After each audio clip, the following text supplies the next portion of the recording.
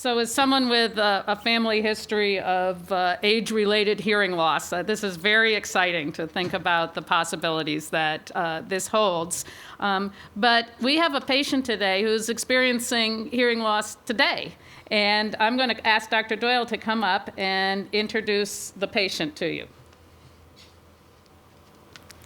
Several years ago, Diane came to my office, and I wasn't the first physician that she's seen because she's a person who is seeking for answers to her hearing loss.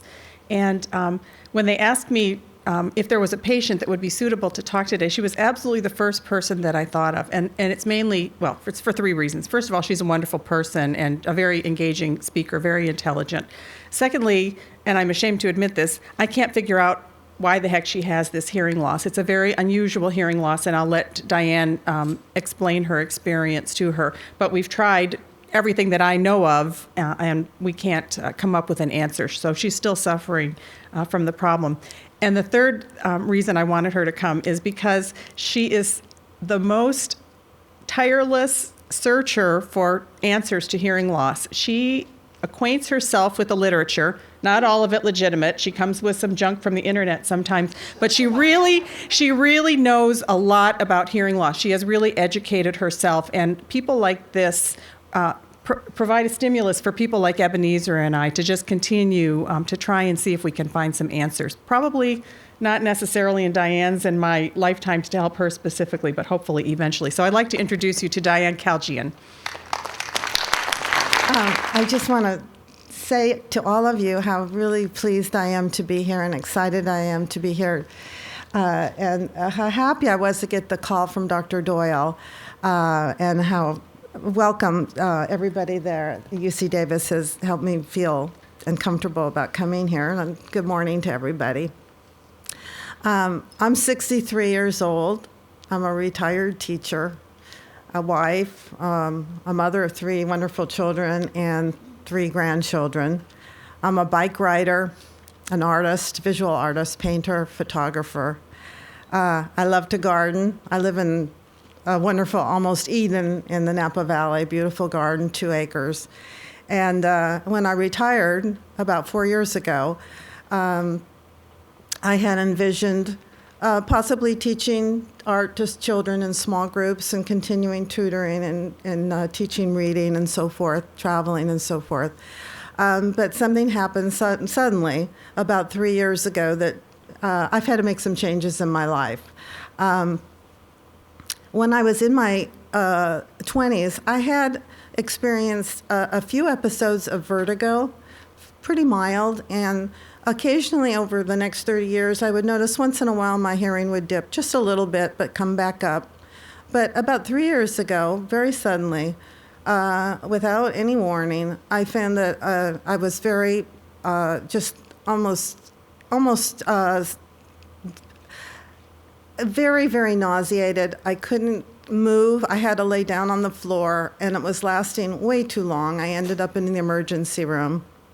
And that was the beginning of what's happened for the last 3 years. Shortly after that, I noticed a very severe drop in my left ear that was followed by a drop in my right ear. And my audiograms would sort of swing up and down. It wasn't a step down kind of thing. It was an up and down. And it stayed pretty much that way for the last 3 years. And my hearing, so it's kind of has some of the features of Meniere's disease with the vertigo and the hearing loss, some sudden hearing loss features, some autoimmune features. But as Dr. Doyle said, there really hasn't been much help for me medically, even though we've tried very hard. So I want to tell you a little bit about what my hearing is like right now. It's a lot of people think that people with hearing loss, the world just gets a little quieter. But it's not really exactly that way. Sometimes when I do use a hearing aid in my right ear where I have some usable hearing left. I have practically no usable hearing in my left ear, so I don't wear a hearing aid. Sometimes the hearing aid helps in some very limited situations. I also have a lot of other devices that I've purchased that I carry around with me. I wanted to show you These are just a few of the devices I use. I carry about half of these in my purse all the time. They're cables, they're amplification systems, there are sort of things for emergencies in case my hearing suddenly drops, which it does. And I need to have these with me. I also carry medication with me for my vertigo that if I catch it right away, I can sometimes avert a full-blown attack of vertigo. So I carry that with me all the time. And believe me, my purse is heavy enough already. I don't need all this in it. But what a lot of people don't realize is that it doesn't really help me to have you come up to me and speak really loud, because when I'm using amplification, loud noises are very distorted. And sometimes I use a handheld microphone, and that's more powerful amplification, so the sounds are even more distorted. It would be like me going up right to this microphone and yelling really loud in it to the point where you just want to stop. It hurts. And so sometimes my hearing's too loud. At night when I take my hearing aid out, I really don't hear anything. And so it's almost like being in a padded box. It's a sensation of it's almost a claustrophobic sensation when you don't hear any environmental noises at all. So that's kind of unnerving. After I first came to Dr. Doyle, and we went through the injections, and we tried a couple bouts of oral steroids, and we realized that didn't work. She told me that was pretty much it. But because occasionally my hearing comes up a little bit, I didn't want to just say, okay, I'm going to just accept that. So I started sort of a 3-year odyssey of reading things on the internet, going around to different doctors, getting as much information as I could. And Dr. Doyle was very, very supportive of my efforts to just try to find out as much as I could about what might be able to help me. And over the course of 3 years, I've seen probably 16 different doctors here at UC Davis. I've been to Stanford, UC San Diego, the Mayo Clinic. I've been to allergy doctors, internists, alternative medicine, acupuncture, physical therapy. I've been treated for allergies, homeopathy, cranial sacral therapy, and more, just in the hope of maybe when I talk to somebody, they would make some sort of connection that might be able to help me in some way. I've also had all the usual tests, the CAT scan, the MRI, and some kind of unusual test to see if there was some some mineral I was missing. A couple little things we discovered and corrected, but nothing really has changed the course of what's happening with my hearing. And so really, I'm pretty much today, I don't really have many new ideas. I don't know, I might find something tonight on the internet that I might want to try, but right now, I just want to tell you a few things about what this hearing loss has been like in my life. And a lot of it is common to anybody with a hearing loss. Some of the small things. Cooking. I can't tell for the sizzle on the frying pan when it's time to turn something over and I burnt a lot of food. I can't hear the pot starting to boil. I have to watch for it. I can't hear the garbage disposal when it's on. I've actually walked out of the room, leaving the garbage disposal on. I have to feel to see if it's vibrating. I can't tell when I've left a fan on. I can't tell when my car's running. I have to make sure that I don't turn it on again. The security alarm in my house, I can't hear the alarm go off. So it's, if there was an intruder, I wouldn't know it. And I'm still working on the fire alarm problem. I haven't solved that yet. I can't hear when my little dog needs to go out. I feel sorry for her, but I have to constantly watch and see if she goes over by the door. Dropping things. If I've dropped my keys, I don't know that I've dropped them, and I don't know where my keys are. Little things like that. I can go up to somebody in a grocery store and ask what aisle the spaghetti's on, and I'm standing there, and they turn and tell me it's over there. I don't know what they're saying, so I have to run around to the other side. And all day long, whenever I'm talking to somebody, I have to explain that I have a severe hearing loss. It's not enough, I've discovered, to say that I'm hard of hearing because the response isn't enough to help me. So I usually say, I have a very severe hearing loss, or I say I'm almost deaf. And then sometimes I can get a response that will help me. The phone is pretty much useless. I have a cell phone with a very strong amplifier that I can sometimes hear on, but even on the special phones that I've purchased, I really haven't. Oh, thank you. I really have trouble. I have a CapTel phone that actually types out what people are saying, and it works fairly well, but it's not good for conversation, and it doesn't work if somebody has a accent. The person that's interpreting and typing can't handle that. And some of the really sad things, music, it's not that I don't hear the music. I can sometimes hear that there's music on, but it sounds bad. I can only hear part of it. I hear some of the notes. And so it doesn't sound good. I don't want it on. And so people around me that are playing music, I just have to just tune it out or go into the other room. Movies, the special things I have for hard of hearing in the movies don't work for me. My own voice sounds wrong a lot of the time. It sounds like there's something just wrong, and but I know that I've been told that I sound pretty normal to everybody else, but it sounds bad to me. When I lock my car, I can't hear if it's locked. I have to feel it, and so forth. Those are things, I feel like I'm kind of whining right now because I usually don't talk about those things, but I just wanted you to know a lot of hard of hearing people don't talk about these things, but they're very common to anybody with a hearing loss. But in addition to these kind of common things, there's been some really big things in my life that it's meant to me. My grandchildren, with children it's hard because you can't see their face, you can't use lip reading to help. You look down, you see the top of their head. So I didn't know, my middle grandson, I didn't realize this, but for the first almost 3 years of his life, he would speak in 2 registers. He had a pretend voice, and then he had his real voice. And the only register I ever heard was this pretend voice. And I would say to my daughter, is this normal? Is his speech okay? And then one day when my hearing was up, I heard his regular voice, and it was so charming. And I was so delighted to hear it, and I so much wanted to hang on to that moment and to be able to continue to hear it. And then inevitably, again, my hearing would drop and it was gone. Another thing that was very difficult was my father had a stroke with a lot of paralysis, but the one thing he could still do very normally was speak and carry on a conversation. But his voice was very gravelly and very low and quiet. And I would visit him. I would drive into Sacramento from the Napa Valley once a week and visit with him. And I was hoping to be able to sit and talk with him, but I could never do that. In the 3 years or so that we did that, he just passed away.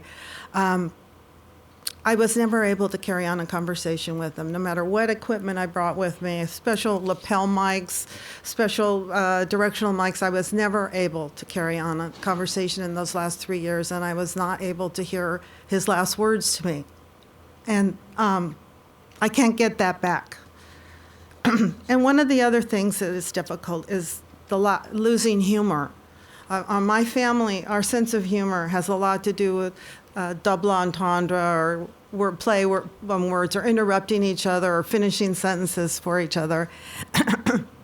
And that's lost on me. I've lost that part of my life. I can't participate in that. And then it's followed by a burst of laughter. Again, the gunshot, too loud, uncomfortable. So those occasions like holidays and family gatherings and so forth are not what I was hoping I would have in this part of my life. I have to go to them and try to imagine that I'm in a silent movie and appreciate the interaction, the visual interactions, but just know that I'm not going to be able to participate in the rest of it. And another thing is that I've always sort of prided myself in being a person that kind of catches on to things quickly. I absorb information and I can process it and kind of remember it pretty well. And I've had to let go of that image of myself as a person that's really kind of on top of things and being able to get it. And so I've had to just kind of let go of that. And one analogy that I wanted to say to you, it has to do with trying to explain what this is like to some people. It would be like if you were if you were looking through the lens of a camera with an adjustable focus, and it was what you were looking at was so out of focus that you really couldn't identify with what you were seeing, with what you're looking at. You couldn't tell if that shape, that fuzzy shape, was an elephant or a car or a building, and yet it was extremely important that you know what was in that. And you just, no matter what you did, no matter how long you looked through that camera lens, you could not identify what that is. So no matter how many times I ask somebody to repeat something, oftentimes I'm in a situation I just can't get it. And I have to just accept that. And then the odd thing about my hearing loss is that every once in a while, that lens comes into focus. It's quiet, it's not enough volume, but I can hear clearly. And that gives me the hope that there's something left there.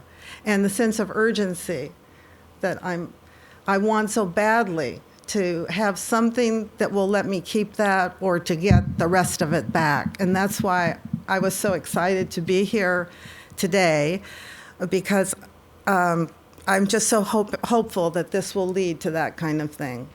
And the last thing I want to mention is the vertigo aspect, which doesn't so much have to do with hearing loss, but maybe also be able to help, is that occasionally I continue to have these attacks of vertigo.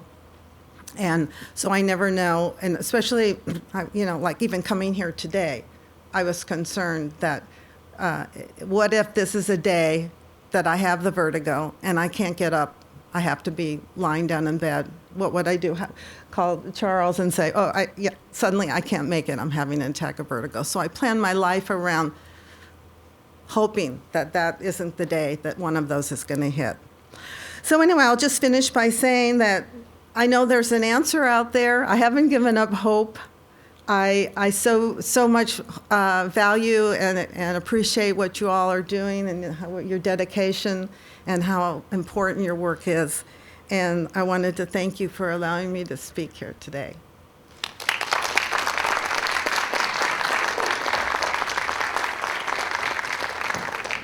And we want to thank you, Diana. That was fantastic. It reminds us why we do the work that we do, so we thank you. We have a moment for a brief question, I think, before we go into session. Any questions or comments? Yes, it's Dr. Wright. So I would ask Diane to give us some advice when we encounter someone with hearing impairment. How can we best communicate? So, Diana, the question is, when we in our lives encounter someone with a hearing loss, what should we do? How do we interact with them?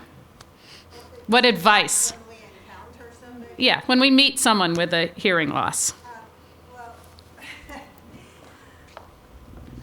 Because mine varies, sometimes within a day, I try to, when I meet somebody, I try to, especially somebody that knows my situation, I try to let them know, this is a day I need you to speak slowly and leave space between your words. This is a day I need you to speak a little louder. I'm not having a lot of distortion. So I think a lot of it, you could just ask the person, what is it that you need? Because for different people, it's different things. Some people just need you to speak louder. Some of the things that you can do just automatically are make sure that you're facing the person, you're speaking directly with them, speaking slowly with leaving clear, distinct spaces between the words, I find extremely helpful. And I have just automatically learned to speech read a little bit. And I think most people with long-term hearing loss do. So make sure there's not a bright light right behind you. It's hard for that person to be looking at you intently and also be seeing a real bright light. Those are just a few things that help. Thank you. And we hope that we can help in more ways in the future with the potential of stem cell research and maybe restoring those hair cells and that inner ear function. So I want to thank everyone today for being part of the Patient Spotlight. I would like to thank Drs. Doyle and Dr. Yamoa for all the work that they do, and look forward to the session today. Thank you very much. The spotlight film we've made today hopefully will inspire more researchers to follow this great cause and build an understanding for the public of how critical this research funding is to the future of our lives. Many of us here hope to make it to 80. With an 80% chance of hearing loss, we all understand how this research is personal for each of us. Thank you, and let us adjourn this and immediately go into the full meeting.